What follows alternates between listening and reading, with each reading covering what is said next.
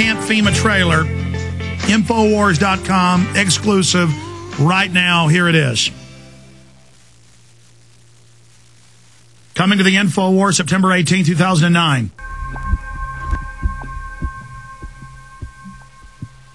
The elites have said that they want to have a final revolution, that they know the public's going to revolt against them, so that's why they've scientifically set up the surveillance grid, the cashless society. This whole continuity of government system is designed to suppress and control the people of America. My name is Sam Ozaki. I'm a native-born American citizen, Los Angeles, California. When Franklin Delano Roosevelt signed Executive Order 9066, we were all rounded up like cattle and placed into America's concentration camps.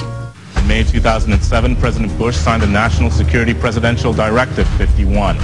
Most Americans would agree that it would be prudent to have a plan to provide for the continuity of government. They have such a plan. They introduced a little sketchy public version that's clearly inadequate, but they said, don't worry, there's a detailed classified version. Army Regulation 210-35.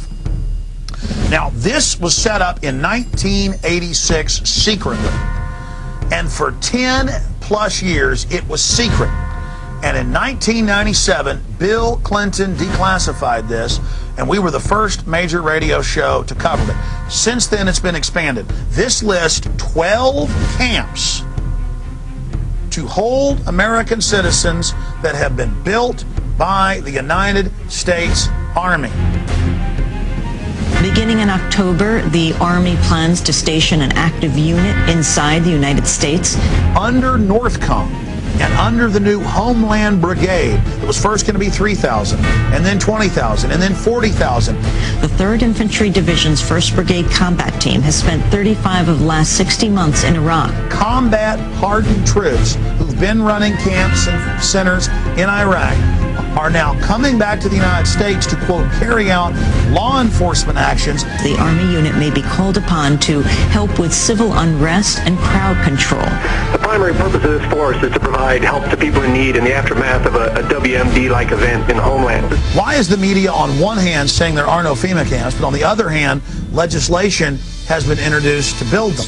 Here's H.R. 645 legalizing what has already been developed, what's already been paid for by FEMA. The government doesn't build things that are not needed or that there aren't contingency plans that say there's a reason for them. These are the kinds of camps that could be used for political dissidents, just like occurred in Nazi Germany. I think the government's anticipating that there's going to be a increased reaction against the economic downturn. All of our rights are predicated on a free America. And if we don't have a free America, all of the other questions become moot.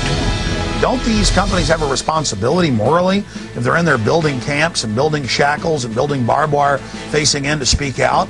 I talked to the Department of Homeland Security spokespeople, and they affirmed the contract with this KBR, the former Halliburton company, was in place. The Department of Homeland Security was ready to build these contingency as needed detention centers anywhere in the country in the event of any kind of a national emergency, including natural disasters or, again, riots or protests. The real terrorists are the people that have hijacked our nation that would dare say the First Amendment is terrorism.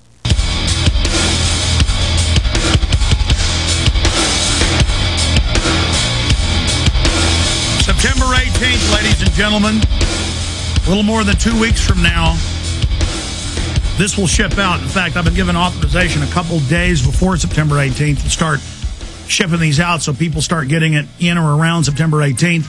Get your order in today at Infowars.com or Camp FEMA and the new film, New World Order.